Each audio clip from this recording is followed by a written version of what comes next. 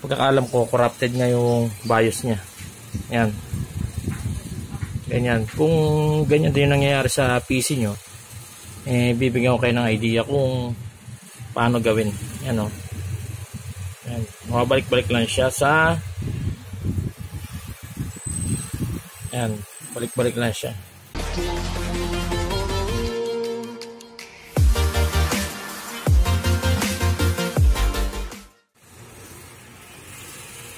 Guys, ayun, may pasyente na naman tayo itong computer, no? Ayaw niyong mapasok sa BIOS.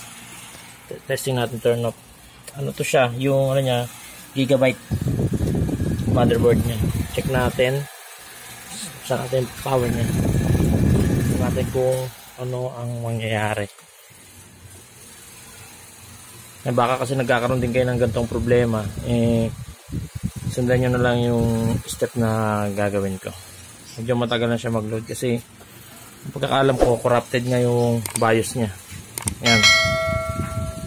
Ganyan. Kung ganyan din yung nangyayari sa PC nyo, bibigyan ko kayo ng idea kung paano gawin. Yan o. Yan. Mabalik-balik lang siya sa yan. Balik-balik lang siya.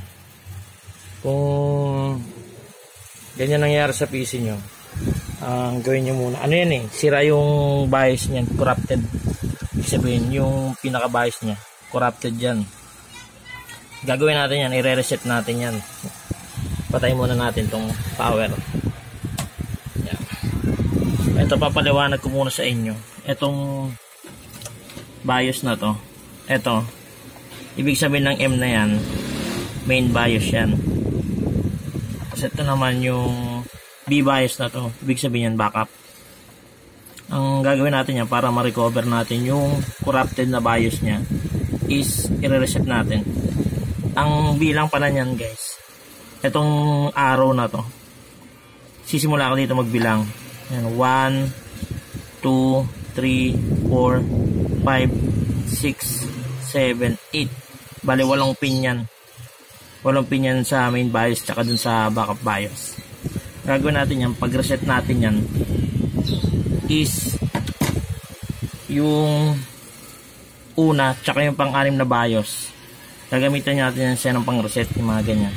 Yan. DIY lang to na pang-reset na to, no? Check natin yan.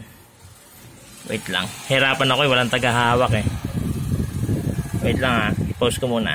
Yan nga guys, pag na-reset nyo na siya dun sa 1 and 6, gato yung kakalabasan niya. Yan. Yan. The main BIOS is corrupted. Please enter the recovery the main BIOS from backup BIOS. Click nyo lang yung okay. Enter nyo lang guys. Yan. Yan. Kusa na siyang re-recover. Kasi ang kinagandaan lang dito sa gigabyte na board na to is may backup BIOS siya.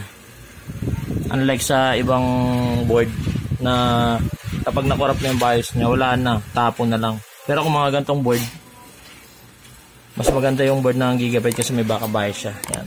Hintayin lang natin siyang matapos kasi nagre-recover pa siya. Hintayin lang natin guys.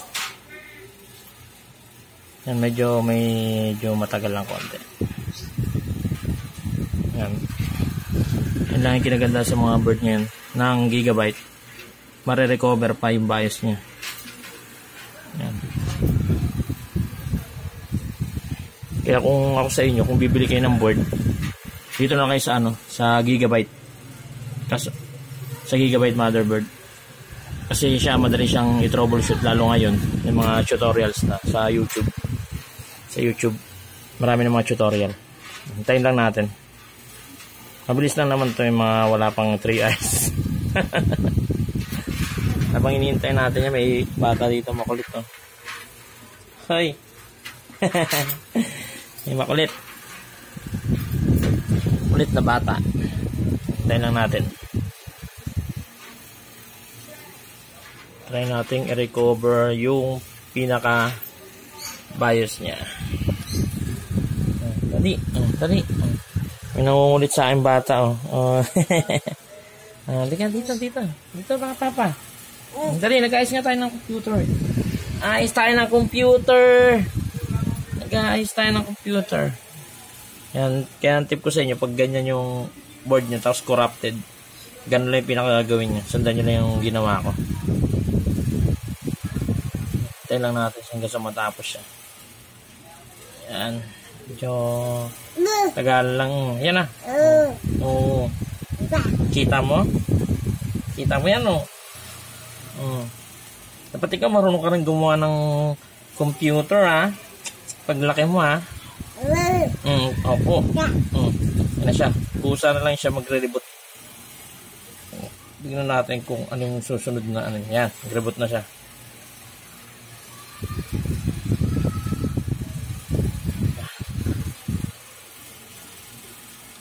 Mag-reboot na siya. Yan, ito yung lumabas sa kanya. Yan, BIOS has been reset. Please decide how to continue. Yan yung ano yan, load optimized default lang. Yan natin, enter natin. Yan na. Yan, reboot na siya.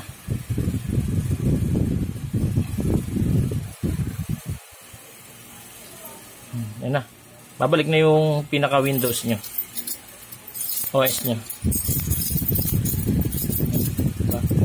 Ganun lang kadali guys. Kung ganun yung mga nangyari sa mga PC nyo, madali lang i-recover, lalong lalo na pag gamit nyo ang Gigabyte motherboard. Napaka easy lang guys. Yan na, full recover na siya. Okay, ayos ba? Ayos ba, Max? Nagawa na ni Papa ang puro. Okay, so ganito na lang guys yung tutorial natin. Pa-subscribe na lang ng ating channel. Thank you.